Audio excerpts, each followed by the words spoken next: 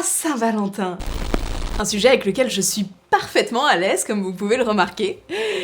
Aujourd'hui, je vous présente ma sélection personnelle pour vous changer des traditionnels films de Saint-Val, du genre About Time, La La Land ou 500 jours ensemble. J'ai rien contre ces films, mais je trouve qu'on en a vite fait le tour. Personnellement, j'ai eu une période de ma vie où j'en regardais beaucoup, mais alors vraiment beaucoup trop. Ça s'appelle faire une overdose. Donc maintenant j'arrive à voir la fin du film dans les 20 premières minutes, ce qui me gâche mon plaisir assez rapidement. Mais j'aimerais surtout vous montrer qu'on n'est pas obligé de passer par les classiques comédies romantiques ou musicales pour parler d'amour au cinéma. Et qu'il n'y a pas qu'une seule manière de dépeindre l'amour.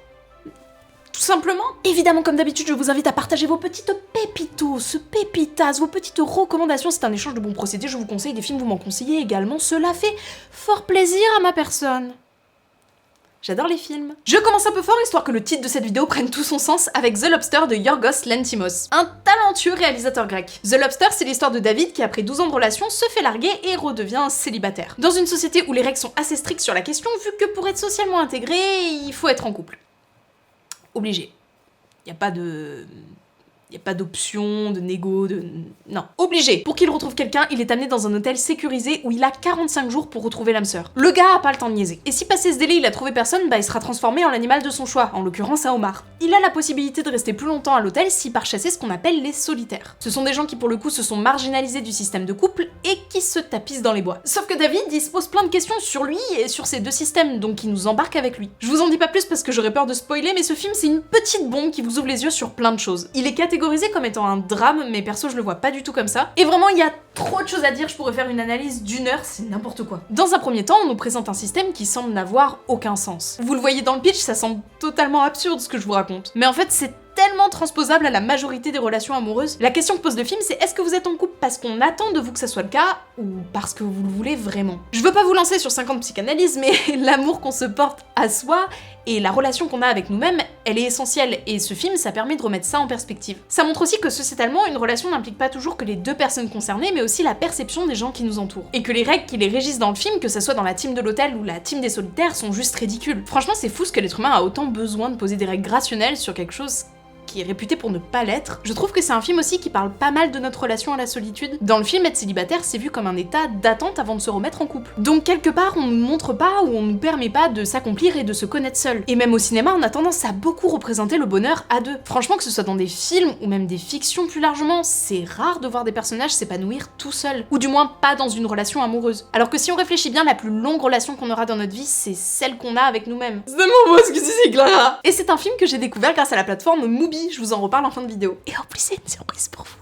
On reste dans notre rapport à la solitude, et bah super, ça comme phrase de transition, Clara, c'est cool, super, bonne ambiance. Il y a un peu plus d'espoir, je vous assure qu'il y a un peu plus d'espoir. Avec Her de Spike Jonze. Ceux qui me suivent sur Instagram le savent, je suis une fan inconditionnelle de ce film. Je pleure beaucoup, parce qu'il parle un poil trop fort à mon petit cœur. C'est de ce côté-là, le cœur? C'est là.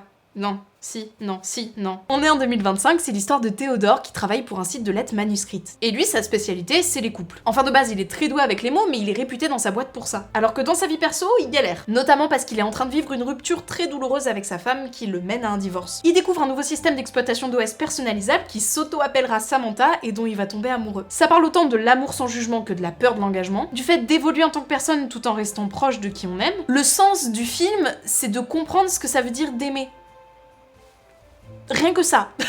Le point commun de Théodore et Samantha, c'est qu'ils se sentent exister par l'amour qui se porte. La manière de suggérer Samantha qui n'a pas de cuerpo est bluffante. Autant que la place qui est laissée à la solitude. Que ce soit dans l'espace ou dans les sous-textes des conversations qu'ils ont. Il y a un vrai message de vivre l'amour tant qu'il est là.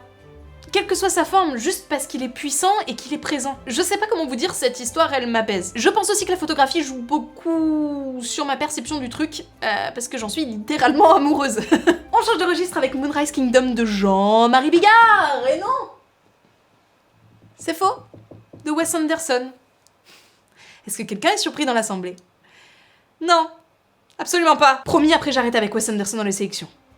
C'est un mensonge également, allez! Contexte, on est sur l'île de New Penzance, au large de la Nouvelle-Angleterre, en 1965. Dans un camp scout qui ressemble plus à un camp militaire miniature très coloré, si vous voulez mon avis, où Sam, qui fait partie des scouts, s'est échappé pour rejoindre Suzy, avec qui il tient une correspondance et dont il est tombé amoureux. Du haut de leurs 12 ans, ils vont fuguer pendant que tout le monde se met à leur recherche. Mais petit problème, il y a un ouragan qui menace de s'abattre sur l'île.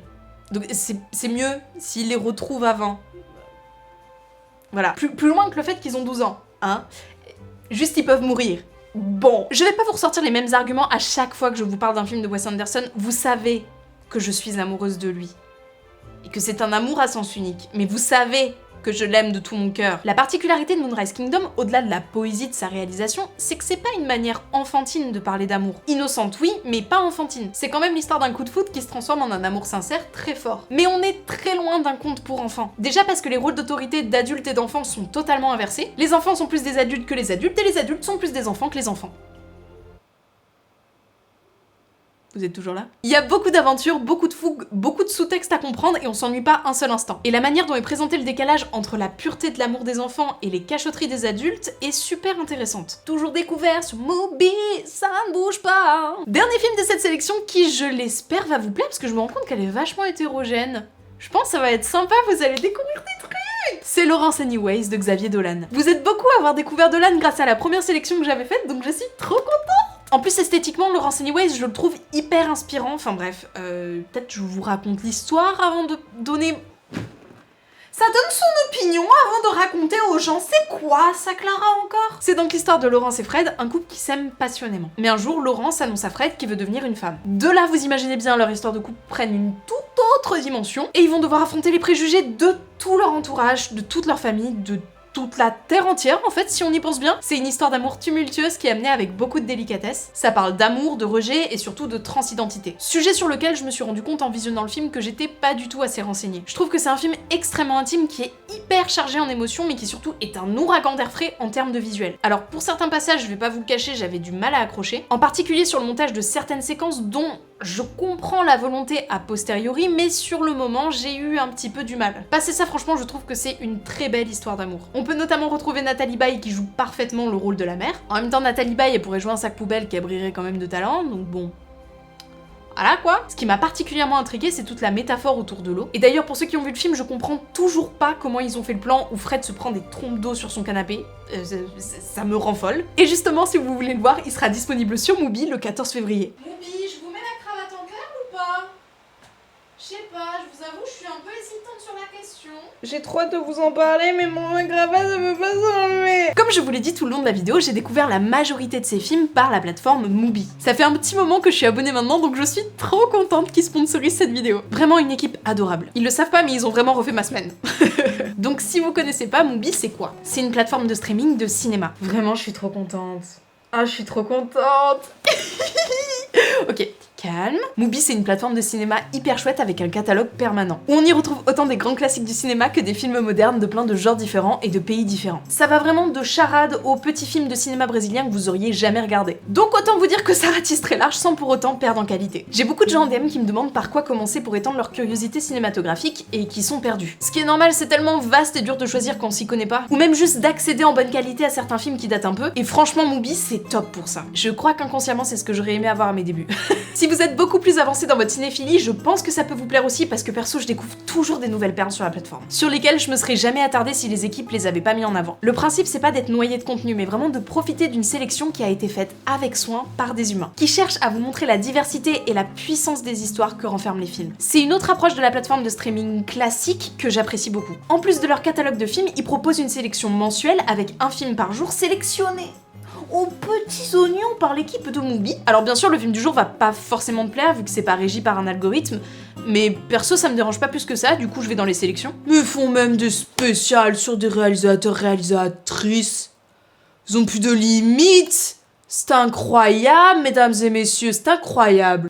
Donc je disais les sélections, si tu sais pas par quoi commencer, c'est vraiment pratique. Ils font des playlists de sélection de films qui sont hyper complètes. Et il y en a vraiment pour tous les goûts. Vous pouvez vous perdre, vous évader tout en étant guidé, je trouve ça super agréable. Par exemple, si t'as envie de découvrir des films beaucoup plus romantiques que ce que je t'ai proposé dans ma sélection, ben eux ils ont une playlist In the Mood for Love qui pourrait t'intéresser. Je vous disais que certains films que j'avais découverts à l'époque par la plateforme n'y sont plus disponibles maintenant. Mais même sans ça, si je cherche, ben ils ont un système de suggestion qui est hyper bien foutu, pour vous trouver un autre petit bijou dans l'ambiance du film que vous venez de chercher. C'est vraiment une plateforme qui incite à la découverte cinématographique, donc je suis ravie de travailler avec eux. Et surtout de vous proposer un mois d'essai gratuit au lieu de 7 jours avec le code mubi.com/Clara que je vous mets en description pour que vous puissiez accéder à ma page. Wouh! J'espère que cette vidéo vous a plu. Si c'est le cas, vous pouvez vous abonner à la chaîne et laisser un petit pouce bleu. Vous pouvez également me rejoindre sur les réseaux, que ce soit Instagram ou Twitter. Et surtout, n'oubliez pas de me dire en commentaire quel est votre film de l'amour, de la vie que j'ai à regarder. Prenez soin de vous, prenez soin de vos personnes.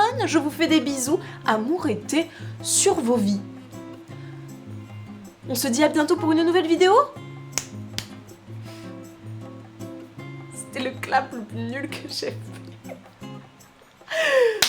Salut!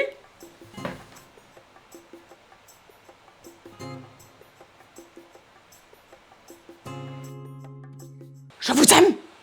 Mi corazón! À pas prendre trop au pied de la lettre non plus, hein, je vous connais pas. Hein.